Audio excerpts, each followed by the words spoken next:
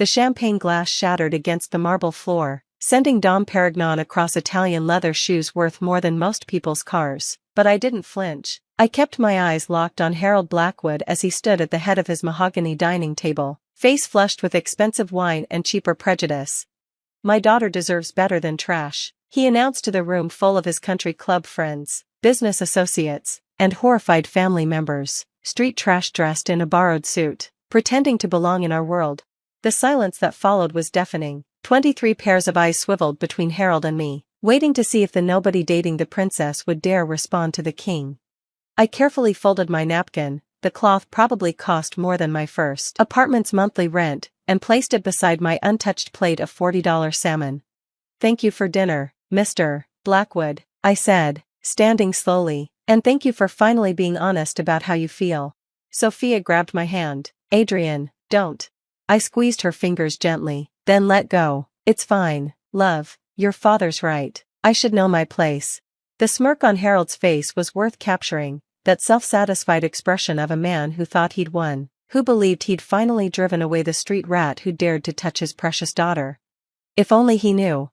I walked out of that dining room with my head high, past the Monet in the hallway, past the servants who avoided eye contact, past the Bentley in the driveway that Harold had made sure to mention cost more than I'd make in 5 years. Sophia caught up to me at my car, my sensible Honda that Harold had sneered at when I'd pulled up. "I'm so sorry," she said, tears streaming down her face. "I had no idea he'd." "Shoo." I pulled her close, inhaling the scent of her perfume mixed with the salt of her tears. "This isn't your fault. I'll talk to him, make him apologize." "No." I tucked a strand of her dark hair behind her ear. "No more apologizing for him. No more making excuses. He said what he's been thinking for the past year. At least now we know where we stand. Adrian, please, don't let him ruin us." I kissed her forehead. "He can't ruin what's real. Soph, I'll call you tomorrow, okay?" She nodded reluctantly, and I drove away from the Blackwood estate, watching in my rearview mirror as the mansion grew smaller, its lights twinkling like stars I'd supposedly never reach. My phone started buzzing before I even hit the main road. I ignored it, knowing it was probably Sophia's mother, Victoria, trying to smooth things over, or maybe her brother James, offering awkward solidarity. They weren't bad people, just weak ones, too afraid of Harold to ever stand up to him. But I had more important calls to make. I voice-dialed my assistant as I merged onto the highway. "Catherine, I know it's late. Mr. Cross, is everything all right?" Catherine had been with me for 6 years. Since before the world knew who Adrian Cross really was, she could read my moods like a book. "Cancel the Blackwood Industries merger." Silence. Then, "Sir, we're supposed to sign papers on Monday. The due diligence is complete. Financing is secured." "I'm aware. Kill it. The termination fees alone will be." "I don't care about the fees. Send the notice to their legal team tonight. Cite irreconcilable differences in corporate culture and vision." "Adrian." Catherine dropped the formalities, which she only did when she thought I was making a mistake. "This is a $2 billion deal, whatever happened at dinner." He called me trash, Cat, in front of a room full of people, made it clear that someone like me will never be good enough for his family or, by extension, his business. That bastard. Catherine's fingers were already flying across her keyboard. I could hear it through the phone. "I'll have legal draw up the termination papers within the hour. Want me to leak it to the financial press?" "Not yet. Let him wake up to the official notice first. We'll let the media have it by noon tomorrow." "With pleasure, sir. Anything else?" I thought for a moment. "Yes. Set up a meeting with Pinnacle Corp for Monday. If Blackwood Industries won't sell, maybe their biggest competitor will." Catherine laughed. "You're going to buy his rival instead?" "Why not? Trash has to stick together, right?" I hung up and drove the rest of the way to my penthouse in silence. The city lights blurred past, each one a reminder of how far I'd come from the kid who'd slept in shelters and survived on free school lunches.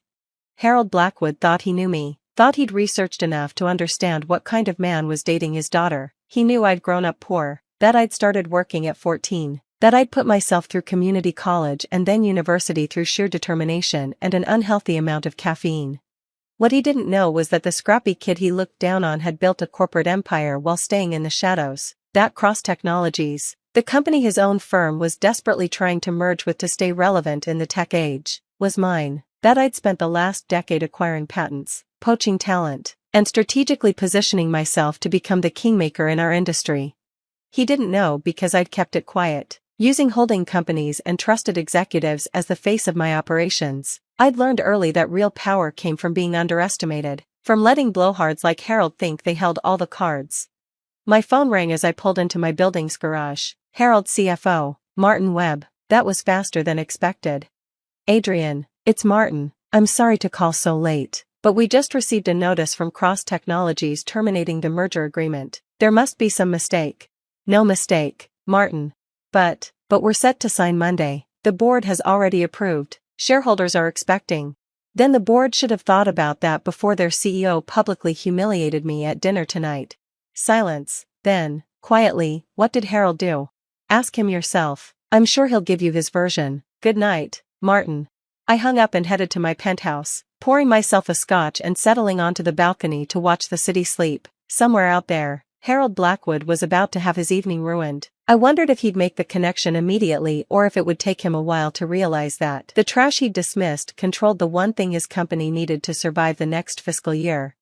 My phone buzzed. Sophia calling. I let it go to voicemail, not trusting myself to separate my anger at her father from my love for her. She didn't deserve to be caught in the crossfire, but some battles couldn't be avoided.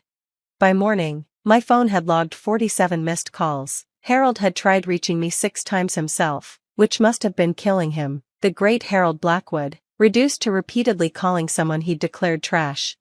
I was reviewing quarterly reports over breakfast when Catherine called. The financial press got wind of the terminated merger. Bloomberg wants a statement. Tell them Cross Technologies has decided to explore other opportunities that better align with our values and vision for the future. Vague and devastating. I love it. She paused. Also, Harold Blackwood is in the lobby. I nearly spit out my coffee. He's here? Showed up 20 minutes ago. Security won't let him up without your approval, but he's making quite a scene. Should I have him removed?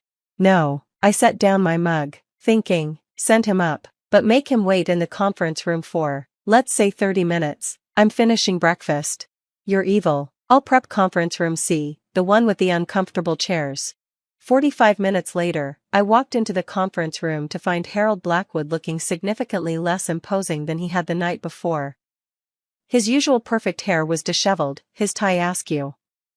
The man who'd lorded over dinner like a king now looked like what he was, a desperate CEO watching his company's future evaporate. Adrian. He stood when I entered, and I could see how much it cost him. Thank you for seeing me. I sat down without offering him a handshake. You have 5 minutes. He swallowed his pride like broken glass. I apologize for last night. My words were inappropriate. Inappropriate? I laughed. You called me trash in front of your entire social circle. You humiliated me in your own home, at your own table, while I was there as your guest and your daughter's fiancé. I was drunk. No. I cut him off. You were honest. Drunk words, sober thoughts. You thought I was beneath you from the moment Sophia introduced us. Last night you just finally said it out loud. Harold's jaw tightened. Even now, even desperate, he couldn't fully hide his disdain. What do you want? An apology? You have it. A public statement? I'll make one. Just, the merger needs to happen. You know it does. Why? Excuse me? Why does it need to happen? Explain to me why I should do business with someone who fundamentally disrespects me. Harold's face flushed. Because it's business. It's not personal. Everything is personal when you make it personal. I stood up. You researched me, right? Dug into my background?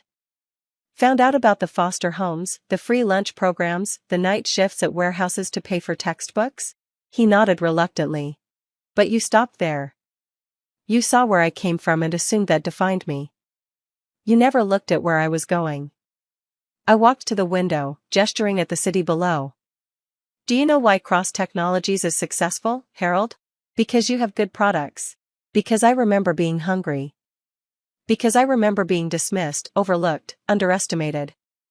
Every person we hire, every deal we make, every product we develop, I ask myself if we're creating opportunity or just protecting privilege. I turned back to him. Your company represents everything I built mine to fight against. Old money protecting old ideas, keeping the door closed to anyone who didn't inherit their seat at the table. That's not. Isn't it? Name one person on your board who didn't go to an Ivy League school. One executive who grew up below the poverty line. One senior manager who had to work 3 jobs to put themselves through community college. His silence was answer enough. The merger is dead, Harold. Not because you insulted me, but because you showed me who you really are. And more importantly, you showed me who your company really is. This will destroy us, he said quietly. Without this merger, Blackwood Industries won't survive the next 2 years. Then maybe it shouldn't. I headed for the door. Maybe it's time for the old guard to make way for companies that judge people by their potential, not their pedigree. Wait. He stood up so fast his chair tipped over. What about Sophia? You're going to destroy her father's company? Her inheritance? I paused at the door.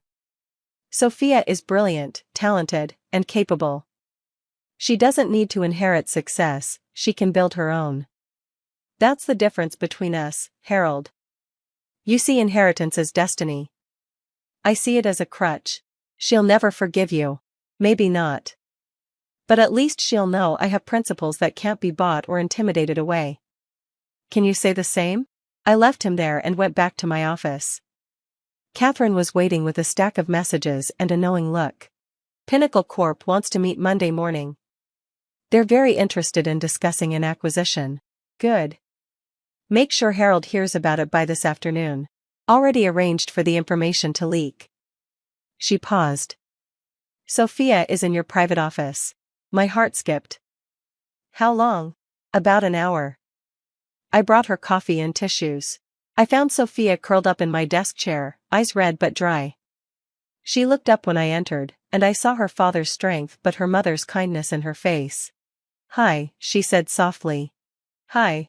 I heard what you told him. Catherine let me watch on the conference room feed. I sat on the edge of my desk. And I think. She stood up, coming to stand between my knees. I think I've been a coward.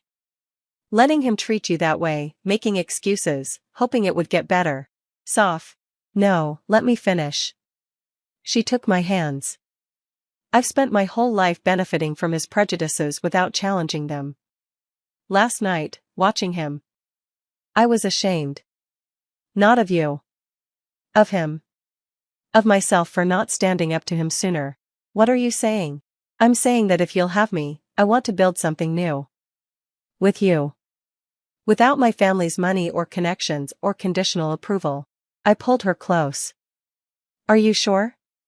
He's right about one thing, walking away from that inheritance is no small thing. She laughed, and it was the most beautiful sound I'd heard in days.